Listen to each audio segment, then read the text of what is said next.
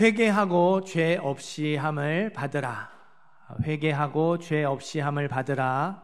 제목으로 말씀 전하겠습니다. 은과 금은 내게 없거니와 내게 있는 이것을 너에게 주노니 나사렛 예수 그리스도의 이름으로 일어나 걸으라. 베드로가 나면서 못 걷게 된 사람에게 은과 금을 주지 않고 예수의 이름을 줬습니다. 나면서 못 걷게 된 사람이 예수의 이름 때문에 일어나서 걷고 뛰며 하나님을 찬양했죠. 기적이 일어났어요. 기적을 보고 깜짝 놀란 사람들에게 베드로가 설교합니다. 그게 오늘 말씀 11절에서 26절의 내용이에요. 제가 쉽게 설명을 드릴게요. 설교하는 것처럼. 여러분 놀라지 마십시오. 우리의 권능과 경건으로 이 사람을 걷게 한 것이 아닙니다. 하나님이 예수님을 영화롭게 하셨습니다. 십자가에 죽으신 예수님을 다시 살리셨고 하나님 보좌 우편에 앉히셨습니다. 예수의 이름으로 이렇게 놀라운 기적이 일어났습니다. 그런데 여러분이 이 예수를 죽였습니다. 지금이라도 늦지 않았습니다. 회개하고 예수님을 믿으십시오. 모세가 예언했던 선지자, 구약의 선지자들이 가리켰던 분이 바로 예수님입니다. 예수님을 믿어야 합니다. 예수님을 믿고 회개하지 않으면 심판받을 수밖에 없습니다. 하나님께 선택받은 민족, 아브라함의 후손이 하나님의 백성이 아닙니다. 예수님을 믿고 회개한 사람이 하나님의 백성입니다. 예수님을 믿고 회개하여 죄 없이 함을 받으십시오. 베드로가 이렇게 설교했어요. 베드로의 설교가 끝났으니까 저도 설교를 끝낼까요? 이제 설교 시작이죠. 베드로의 이 짧은 설교에서 저와 여러분이 붙들어야 할 중요한 진리가 있습니다. 13절, 14절, 15절, 13절부터 15절까지의 말씀 같이 읽겠습니다. 아브라함과 이삭과 야곱의 하나님, 곧 우리 조상의 하나님이 그의 종 예수를 영화롭게 하셨느니라. 너희가 그를 넘겨주고 빌라도가 놓아주기로 결의한 것을 너희가 그 앞에서 거부하였으니 너희가 거룩하고 의로운 일을 거부하고 도리어 살인한 사람을 놓아주기를 구하여 생명의 주를 죽였도다. 그러나 하나님이 죽은 자 가운데서 그를 살리셨으니 우리가 이 일의 증인이라. 아멘. 베드로는 바로 너희에게 예수님의 십자가 죽음에 대해서 책임이 있다고 설교했어요. 여러분이 예수님을 넘겨주었습니다. 예수님을 놓아주려는 빌라도의 결의를 여러분이 거부했습니다. 여러분이 거룩하고 의로우신 예수님 대신에 살인자를 놓아주었습니다. 여러분이 생명의 주 예수님을 죽였습니다. 여러분이 예수님을 넘겨줬고 여러분이 예수님을 살려주려는 빌라도의 결의를 거부했고 여러분이 예수님 대신에 살인자를 놓아주었고 여러분이 예수님을 죽였다고. 법정에서 판사가 유죄 판결 내리기 전에 그 판결물, 죄목을 이러해서 유죄 판결 내린다는 죄명을 하나하나 구체적으로 읽어내려 가는 것처럼 베드로는 사람들에게 너희가 예수님을 어떻게 죽게 했는지 하나하나 구체적으로 자세하게 설명을 했어요. 4번의 동사를 가지고 4번의 문장을 가지고 이렇게 설교를 합니다. 어떤 변명과 핑계도 통하지 않는다는 거예요. 예수님의 십자가 죽음에 대해서 너희가 책임을 져야 하고 너희가 반드시 죄값을 치러야 한다고 설교했습니다. 17절도 같이 읽어볼까요? 17절 읽습니다. 형제들아, 너희가 알지 못하여서 그리하였으며 너희 관리들도 그리한 줄 아노라. 베드로가 너희가 죽였다고 해놓고 근데 너희가 몰라서 그랬다고, 몰라서 예수님이 하나님의 아들인 걸 몰라서 예수님을 죽였다고 설교합니다.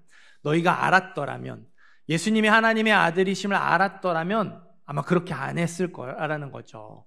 우리처럼 예수님을 믿었을 거라는 거예요. 하지만 몰라서 그랬으니까 괜찮아, 그냥 넘어가도 돼 라고 하지 않죠. 19절을 보세요. 죄가 있다고 했습니까? 없다고 했습니까?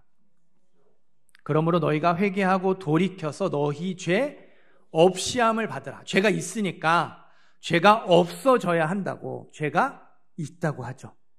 예수님이 하나님의 아들이심을 몰랐다고 해서 예수님을 죽게 한 죄가 없어지지 않는다고 설교했습니다.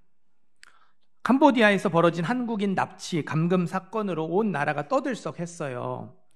알고 간 사람들도 있지만 모르고 간 사람들도 있었어요. 모르고 갔다가 납치되고 감금이 됐죠. 억지로 범죄에 가담하게 됐어요. 모르고 간 사람들의 입장에서는 억울할 수 있어요.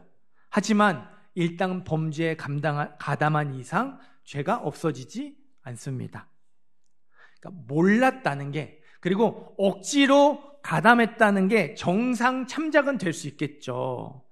알고 적극적으로 범죄에 가담한 사람보다는 적은 형량, 아니면 집행유예든 벌금이든 이렇게 무죄에 가까운 가벼운 형량을 받을 수는 있어요. 그러나 무죄 판결은 받을 수 없습니다. 억울하더라도 죄를 인정해야 되고 그 죄에 대한 책임을 져야 되죠. 내가 억울하다라는 걸 주장한다고 이 죄에 대한 문제를 해결할 수 없어요. 억울하지만 이거를 인정해야지 형량을 줄일 수 있고 정상이 참작이 될 수 있는 거죠. 마찬가지예요. 예수님이 누구 때문에 십자가에 죽으셨습니까?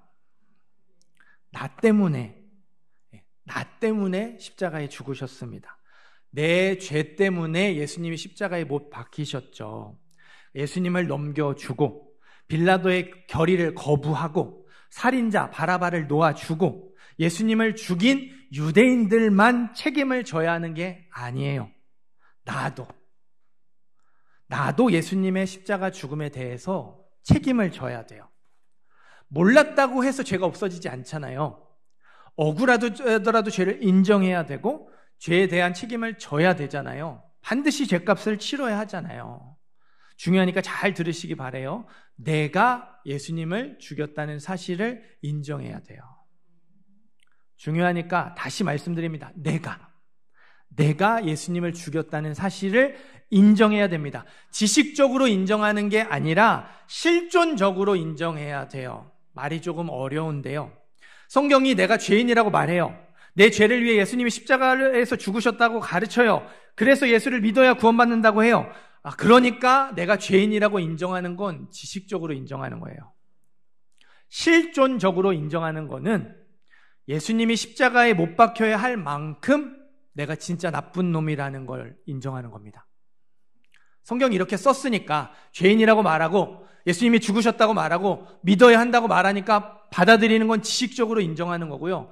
내가 그만큼 나쁜 놈이라고 생각하고 나 대신에 예수님이 죽어야 할 만큼 내가 큰 죄인이라고 가슴 깊이 받아들이는 게 실존적으로 인정하는 거예요.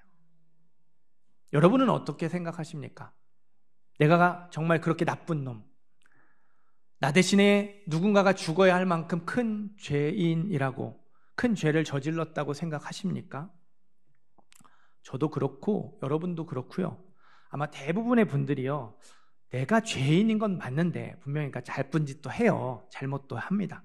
죄인인 건 맞는데 그렇게 죽어야 할 만큼 큰 죄인은 아닌 것 같은데, 나 대신에 누군가가 죽어야 할 만큼 그렇게 나쁜 짓을 저지르지는 않았는데 라는 마음이 있을 거예요.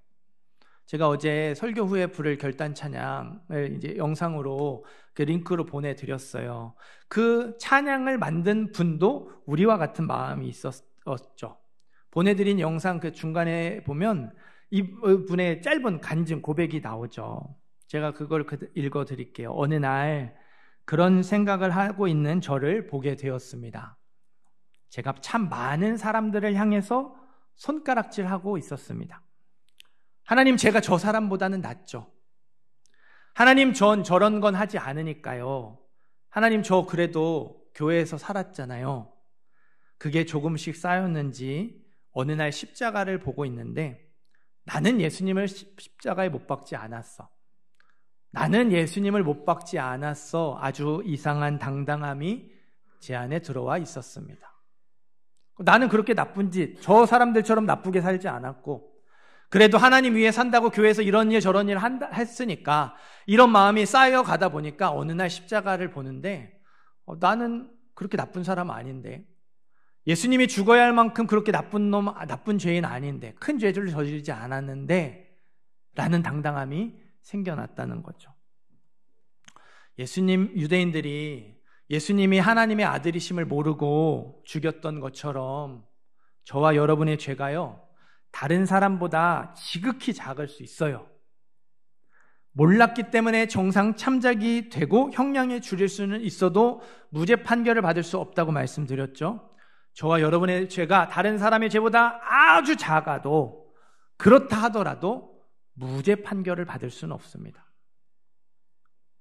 나는 예수님을 못 박지 않았어, 나 그렇게 나쁜 사람 아니야 라고 당당하게 외친다고 내가 무죄가 되는 게 아니라는 거예요. 죄는 작든 크든 하나님을 거부하고 하나님을 반역하는 거예요.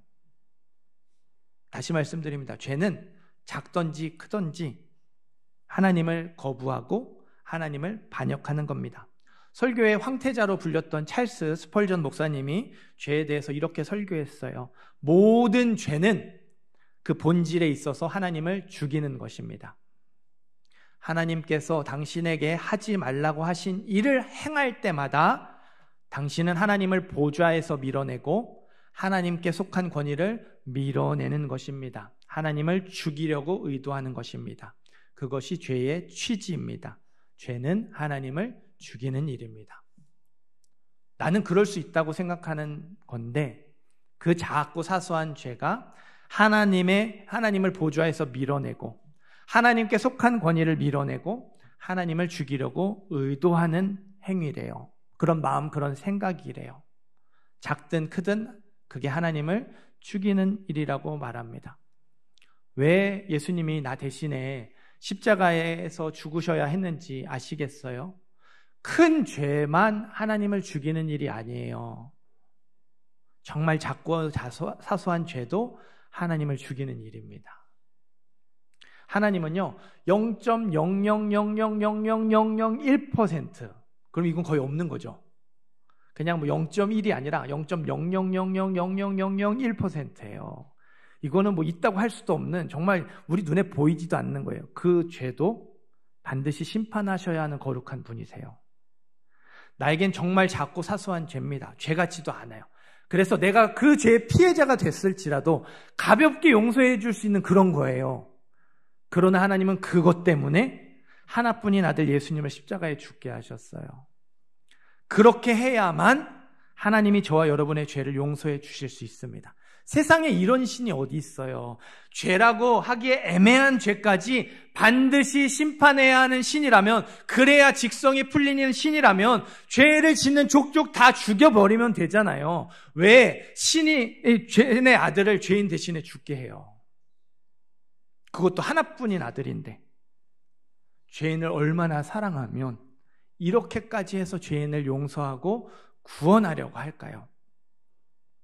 그게 하나님의 사랑, 하나님의 거룩입니다.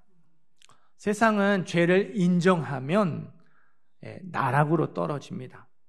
내가 그 죄를 저질렀다 인정하고 죄에 대한 책임을 지기로 하면요, 평생 낙인이 찍혀요. 저 나쁜 놈. 다시 시작하는 게 진짜 어려워요. 그러나 하나님은 죄를 인정하고 그 죄에 대한 책임을 지겠다고 고백하면요, 용서해 주세요. 회복시켜 주십니다. 다시 시작할 수 있도록 기회를 주세요. 예수께서 이르시되 건강한 자에게는 의사가 쓸데없고 병든 자라에게야 쓸데있느니라. 나는 의인을 부르러 온 것이 아니요 죄인을 부르러 왔노라 하시니라. 건강한 사람에게는 의사가 필요 없습니다. 병원에 갈 필요가 없어요. 아픈 사람이 병원에 가고 아픈 사람에게 의사가 필요하죠. 마찬가지예요. 예수님이 의인을 부르러 오지 않으셨어요. 죄인을 부르러 오셨습니다. 나는 그렇게 나쁜 사람이 아닌데 의인을 부르러 오지 않으셨어요. 내가 예수님을 죽였습니다. 예수님이 십자가에 못 박혀야 할 만큼 내가 진짜 나쁜 놈입니다. 내가 그렇게 큰 죄인입니다. 고백하는 죄인을 부르러 이 땅에 오셨어요. 그렇게 고백하는 죄인을 구원하기 위해서 이 땅에 오셨어요. 내가 예수님을 죽였다는 사실을 인정해야 돼요. 지식적으로 인정하는 게 아니라 실존적으로, 진짜로 우리 마음 중심에서 깊이 인정해야 돼요. 내가 죄인임을, 내가 예수를 죽였음을 가슴 깊이 받아들이는 저와 여러분이 되기를 간절히 소망합니다. 19절 말씀 읽어볼까요? 19절 말씀 읽습니다. 그러므로 너희가 회개하고 돌이켜 너희 죄 없이 함을 받으라. 이같이 하면 새롭게 되는 날이 주 앞으로부터 이를 것이요. 너희가 회개하고 돌이켜 죄 없이 함을 받으라. 회개하고 너희 죄 없이 함을 받으라. 오늘 설교 제목이죠. 베드로는 모르고 죄를 지었더라도 죄가 없어지는 것은 아니니까 회개하고 그 죄 용서를 받으라고, 그 죄가 없어져야 한다고 설교했어요. 회개하는 사람의 죄를 하나님이 없애주시겠다고, 용서해 주시겠다고 설교했습니다. 상상력을 동원해 보세요. 여러분이 지금까지 지은 죄가요, 하나도 빠짐없이 모두 기록된 커다란 칠판이 있습니다. 떠올리셨어요? 지우개로 지우고 싶은데요, 지우개가 없어요. 누구나 볼 수 있도록 분명하게 큰 글씨로 기록이 돼 있잖아요. 얼굴이 화끈거리죠. 부끄럽습니다. 쥐구멍이 있다면 들어가서 숨고 싶어요. 사람들이 이걸 보고 손가락질할까 두려워요. 그런데요, 하나님이 지우개를 들고 오셨어요. 순식간에 싹 지워버리셨습니다. 방금까지 분명하게 있었던 죄가 없어졌어요. 이게 하나님의 용서, 죄 없이 함을 받는 거예요. 사랑하는 성도 여러분, 저와 여러분의 죄가 깨끗하게 지워지고 완전하게 없어질 수 있어요. 하나님이 저와 여러분의 죄를 예수님의 피로 용서해 주기를 원하세요. 그래서 내가 예수님을 죽였다는 사실을 인정해야 돼요. 지식적으로 인정하는 게 아니라 실존적으로 인정해야 됩니다. 내가 죄인임을, 내가 예수를 죽였음을, 내 죄 때문에 예수님이 죽으셨음을 가슴 깊이 받아들여야 돼요. 그래야 하나님이 예수님의 피로 우리의 죄를 깨끗하게 지워주세요. 내가 죄인임을 인정하고 내가 예수를 죽였음을 고백할 때에 하나님이 예수의 피로 우리의 죄를 완전하게 없애주십니다. 나는 그렇게 나쁜 사람 아닌데요, 나는 그래도 저 사람보다 나은데요, 죄를 인정하지 않으면요, 하나님이 우리의 죄를 용서해 주실 수 없어요. 하나님은 회개하지 않는 사람의 죄를 용서해 주시지 않습니다. 죄를 인정하지 않는 사람의 죄를 용서해 주실 수 없어요. 죄를 인정하는 사람, 회개하는 사람의 죄만 용서해 주실 수 있습니다.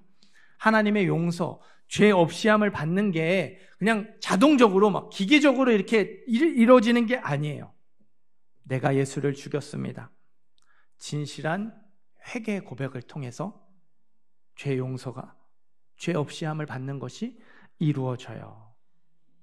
사랑하는 성도 여러분, 내가 예수를 죽이지 않았다고 생각하면요, 내가 그렇게 큰 죄인이 아니라고 생각하면, 내가 그렇게 나쁜 사람이 아니라고 생각하면요, 죄 용서가요, 쉬운 것이 되죠. 가벼운 게 됩니다. 죄 용서가 쉽고 가벼우니까 하나님의 은혜가 값싼 은혜가 되죠.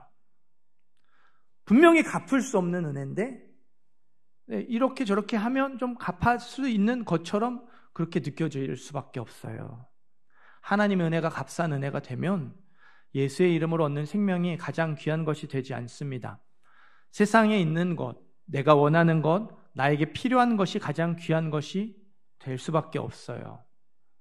반대로 내가 예수님을 죽였다고 생각하면, 내가 그렇게 큰 죄인, 진짜 나쁜 놈이라고 생각하면 어떻게 될까요?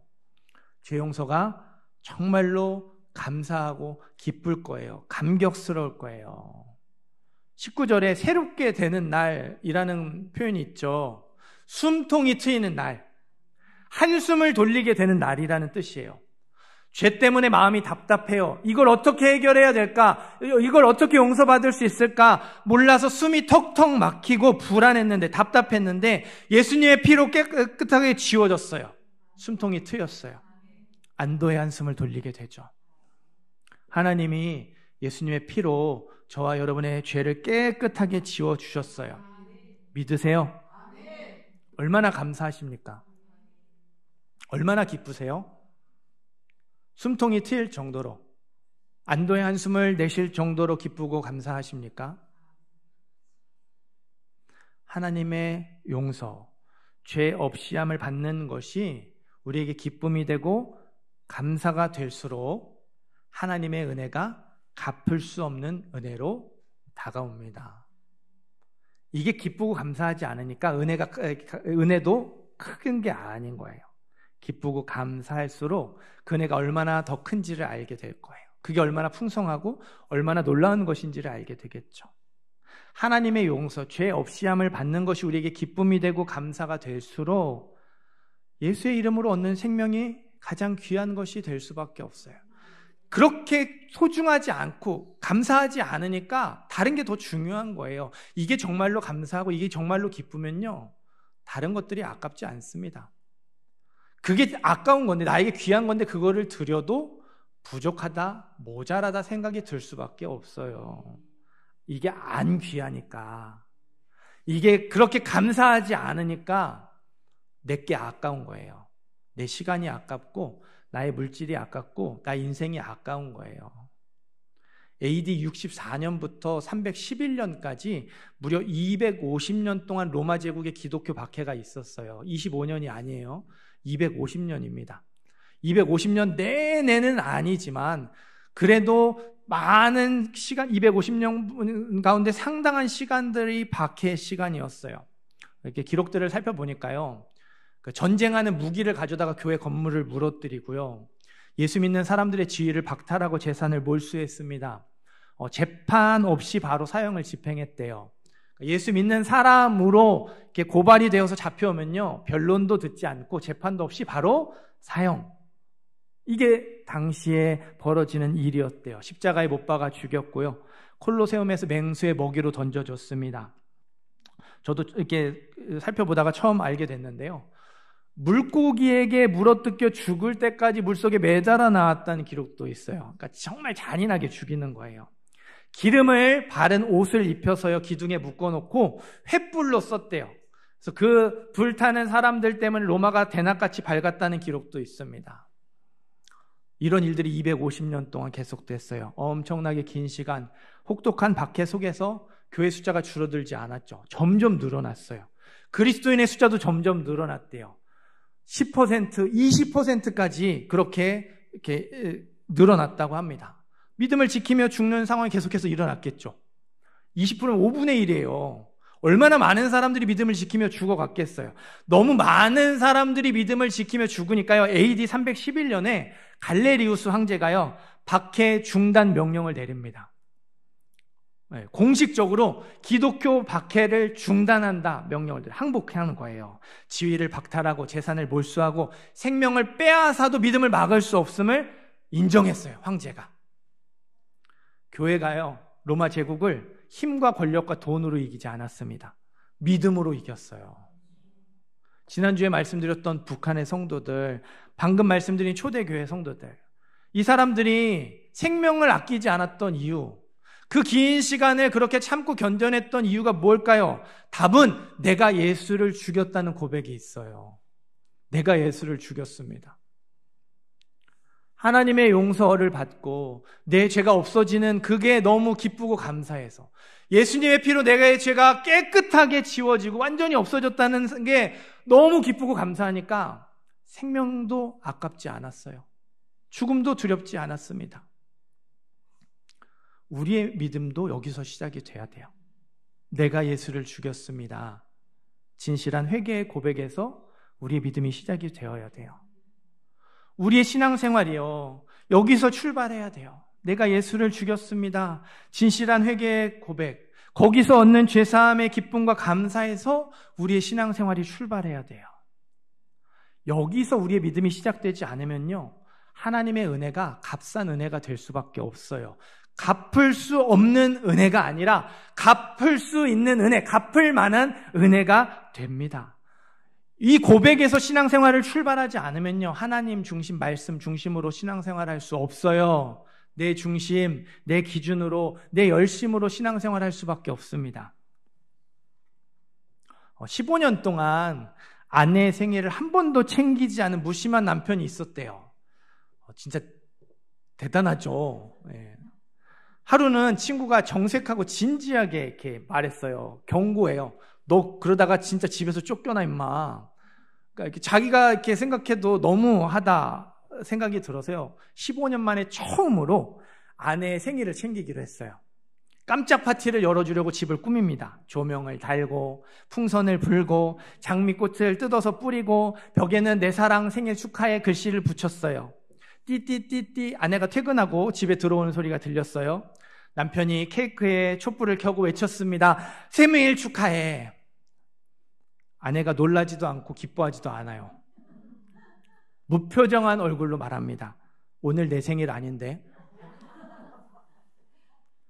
당황한 남편이 변명을 늘어놓습니다. 잠깐만 여보, 나 오늘 되게 많이 고생했어. 아까 조명 달다가 의자에서 넘어지기도 하고 장미꽃 뜯어서 뿌리다가 가시에 찔리기도 하고 15년 만에 처음으로 열심히 준비해줬는데 그냥 기뻐해주면 안 돼? 아내가 질렸다는 표정으로 말합니다. 내 생일 언제야? 내 생일 몇 월 며칠이야? 남편이 한참을 고민을 하는데요. 아내 생일이 생각나지 않습니다. 진짜 최악이죠. 남편이요, 아내의 생일이 언제인지에 관심이 없었어요. 그저 아내의 생일을 위해서 깜짝 파티를 준비해야 한다는 거기에만 온통 관심이 있었죠. 중심이요, 축하를 받아야 하는 아내에게 있지 않고요, 축하를 해주는 나에게 있었어요. 기준이 축하를 받아야 하는 아내에게 있지 않고 축하를 해주는 나에게 있었죠. 내가 축하를 해줘야 되니까 나에게 그렇게 기준으로 나에게만 관심이 있으니까 이런 일들이 벌어지는 거죠. 우리의 믿음이 이럴 수 있어요. 우리의 신앙생활이 이럴 수 있습니다. 믿음의 시작이요, 죄를 용서해 주시는 하나님께 있지 않고요, 죄를 용서받는 나에게 있어요. 하나님이 죄를 용서해 주시는 건데 내가 이렇게 저렇게 해서 죄 용서를 받아내려고 합니다. 내 중심에서 믿음을 시작하고 그래서 내가 용서받는 것에만 관심이 있으니까 하나님의 은혜가 별로 안 고맙죠. 고맙기는 고마워요. 용서를 받는 거니까. 근데 아주 고맙지는 않아요. 죄 용서가 그렇게 마음에 와닿지 않죠. 내가 중심이 되어 있으니까 그런 거예요. 내 중심에서 믿음을 시작했으니까 그런 마음이 드는 거죠. 신앙생활의 기준이요, 말씀에 있지 않고 하나님의 뜻에 있지 않아요. 열심을 내는 나에게 있어요. 수고하고 애쓴 나에게 있어요. 그러면요, 하나님 난 그래도 이만큼 했잖아요. 하나님 그래도 저는 저 사람들처럼 살지는 않잖아요. 그래도 나 이런 거 저런 거 하려고 애쓰고 있잖아요. 그 마음이 있잖아요. 하나님이 나에게 주신 것보다 내가 하나님을 위해서 한 것, 내가 하나님을 위해서 하려고 했던 그것을 더 크게 보이죠. 망나니에게 심장병이 걸렸다고 한번 생각해 보세요. 철부지 망나니에게 심장병이 걸려서 엄마가 이 아들을 위해 자기의 심장을 내어줍니다. 있을 일 없지만 그러면서 이 아들에게 앞으로 그렇게 살지 말고 제발 바르게 살아라, 올바르게 살아라, 제대로 살아라 유언을 남기고 세상을 떠납니다. 여러분, 이 망나니가 그럼 앞으로 어떻게 살까요? 바르게 살까요? 바르게 살고 싶은데 이미 많은 시간을 망나니처럼 살았으니까 그게 잘 안 될 거예요. 마음은 있는데 그게 잘 안 될 거예요. 그럼 어때요? 난 마음이 있으니까 그냥 이렇게 살아도 돼, 괜찮아. 망나니가 그렇게 생각할까요?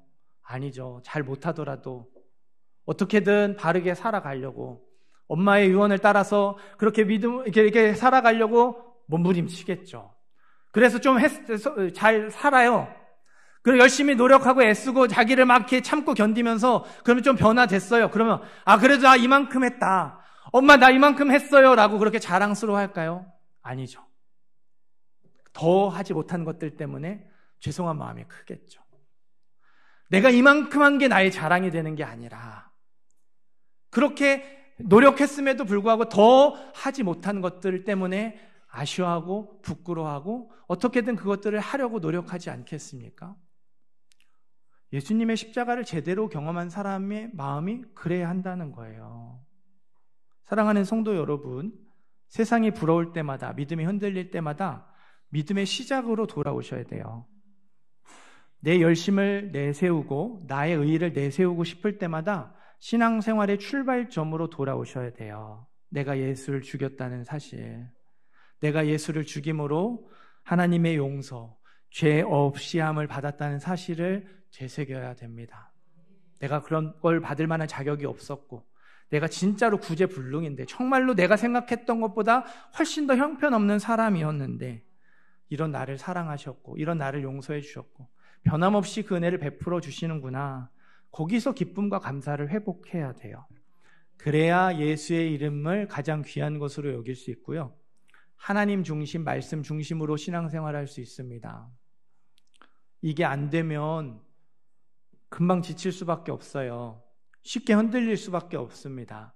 점점 더 내 중심, 내 기준으로 신앙생활할 수밖에 없어요. 죄된 본성이라고 하잖아요. 이게 우리의 본성이에요. 숨 쉴 때마다 일어납니다. 내 마음대로 하고 싶은 마음. 나의 열심, 나의 수고, 나의 어떠함을 내세우고 싶은 게요. 순간순간 아주 자연스럽게 치밀어 올라요.